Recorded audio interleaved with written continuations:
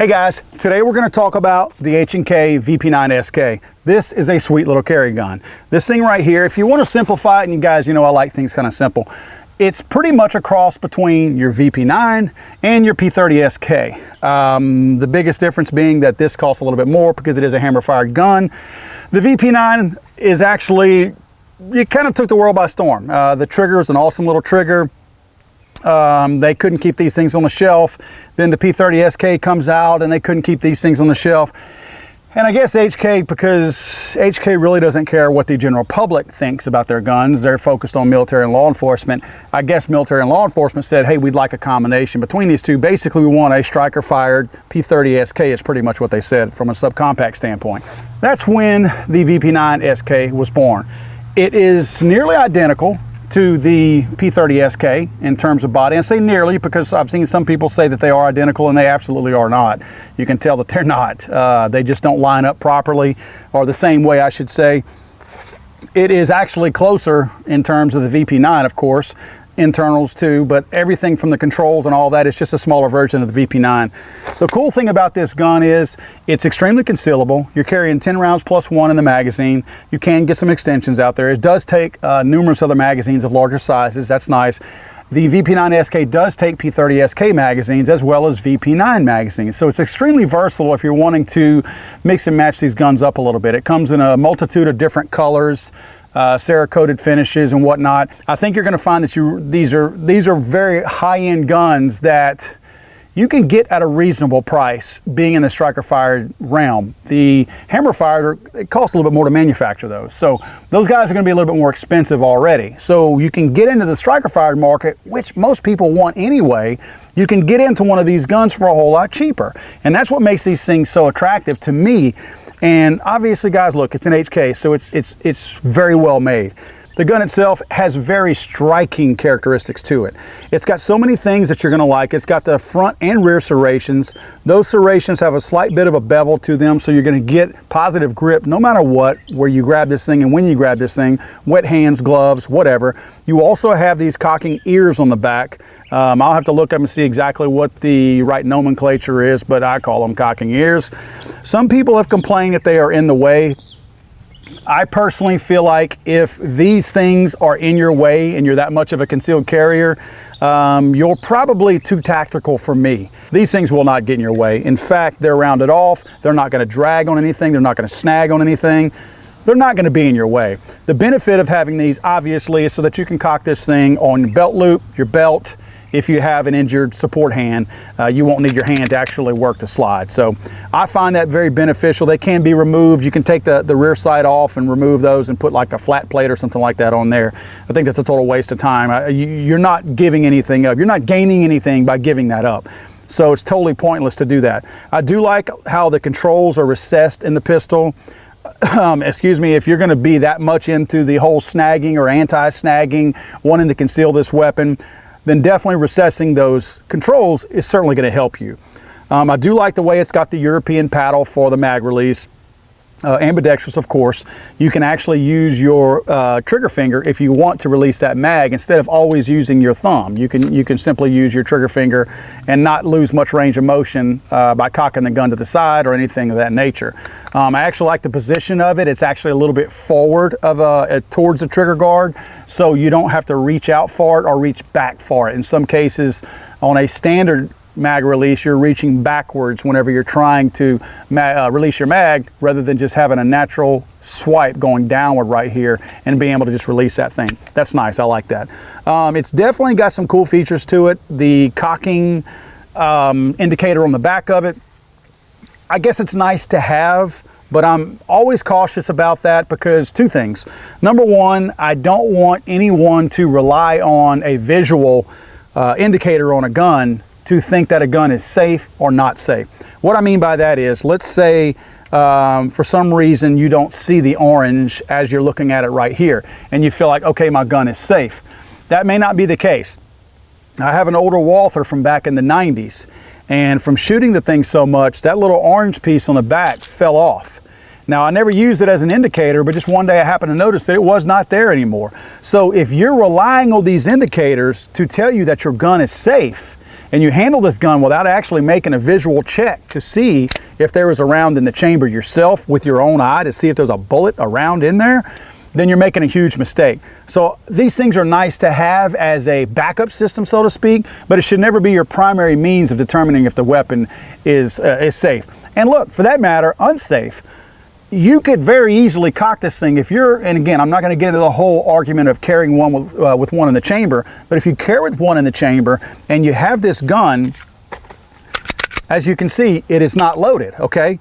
But it's cocked now. So now that I have it cocked, my indicator is showing, but there's no rounds in there. So if I happen to be goofing around with my gun, and I hate to use that term because I don't goof around with my guns, but if I happen to cock it and I leave the indicator actually exposed and I grab a good magazine and I put it in there and I don't put one in the chamber, if I holster this, then I'm gonna go to my next, I guess the next day whenever I'm gonna go carry my gun, and I holster my weapon, put it in there thinking that I'm good to go and I'm locked and I'm loaded. And if I happen to pull my gun out, I don't have it. So I'm not protected like I thought I was. So the gun is not in a firing position as the indicator actually shows. This is simply saying that the gun is cocked. It's not a loaded in the chamber indicator. So there's some reasons why this is nice to have, but there's equally enough reasons to not rely on that as your primary means of determining if there's actually a bullet in the chamber or not a bullet in the chamber. All right, guys, we're gonna see how this thing shoots now. This is the 10-round magazine, or one of the 10-round magazines that comes with the VP9SK. They send another one that has the little finger extension on the bottom. It's not a +1, so I guess if you feel more comfortable holding it with that extra pinky finger on it, that's a psychological edge that you have because you feel like you're gonna shoot better. And of course, they have one of the regular VP9 full-size mags that I'm gonna use also. Let's give this thing a whirl and see how it shoots. All right, guys, we have our target set up here at 7 yards. That's my most common attacker distance. If I'm shooting at somebody that's 25 yards away, I'm more of a murderer, I guess, than I am a self-defense guy. I'm not shooting at somebody 25 yards away unless they're shooting back at me. Most cases, they're probably gonna have their back to me. So again, I like to set up at a 7-yard distance. That's what the FBI and some of the other guys out there like to use in terms of a distance that's gonna be more routine for them to engage an attacker. So we're at 7 yards here, and yeah, this thing's easy. Not that we expected that not to work, but you know, you've got all your rounds on target at 7 yards. Very easy here. Let me see how I do again with the, this is with the, if you notice the pinky extension, that will shoot here.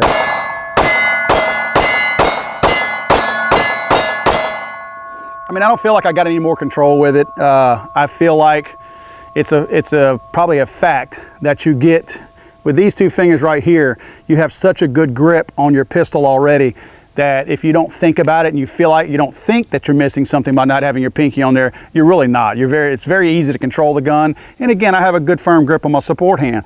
You know, our good friend Max Michelle has told us many, many times, you need to have more of a grip with this hand than this one anyway. So you have such a firm grip, even if your finger, your pinky, if you notice how my hand is on the gun now, in fact, let me show you real quick. Put this magazine back in there, the regular one without the pinky extension. If you notice, my pinky would hang off the edge. Well, when my support hand comes on, I'm covering all that up, and you wouldn't know anyway because I get so much of a good grip with my support hand. So I think there's a little bit too much weight that gets put onto that extension, and I think it's more of a psychological thing to most people. Show you how I was talking about earlier. If you want to drop it with your finger right there, your trigger finger.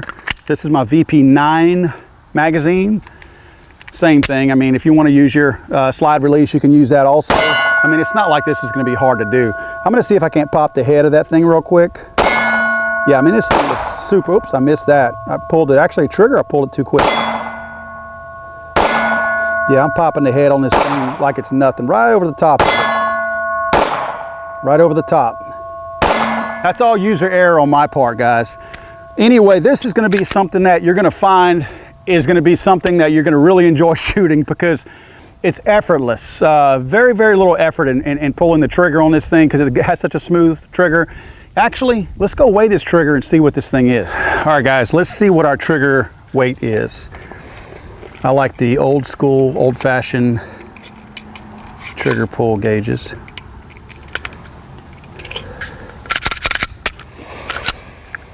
All right, guys, let's see what we got. Pull straight back, as straight back as I can. Oh, come off.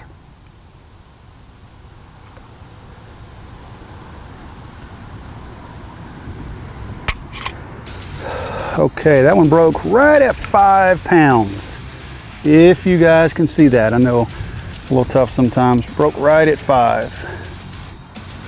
What a shocker, right? Another gun that's fun to shoot by HK. This VP9SK is a nice gun. Like I said earlier, I carry one of these on a regular basis. It's in my routine rotation that I have with my carry guns on a daily basis. I'm a big fan of it. I don't necessarily use the little pinky extension.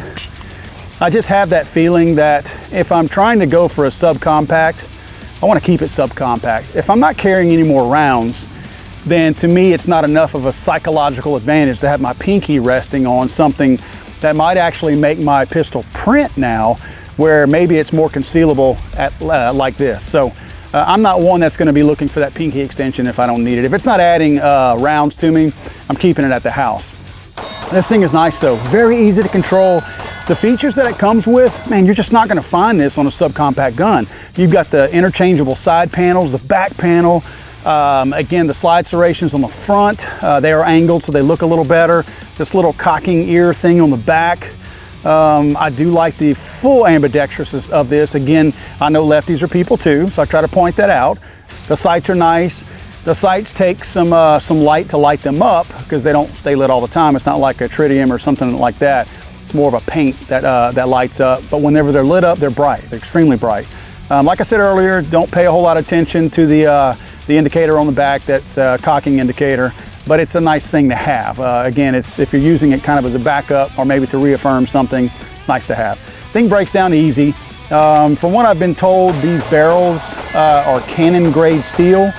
And I think I want to say I've read somewhere that HK has tested these rounds up to 90,000 rounds fired through them.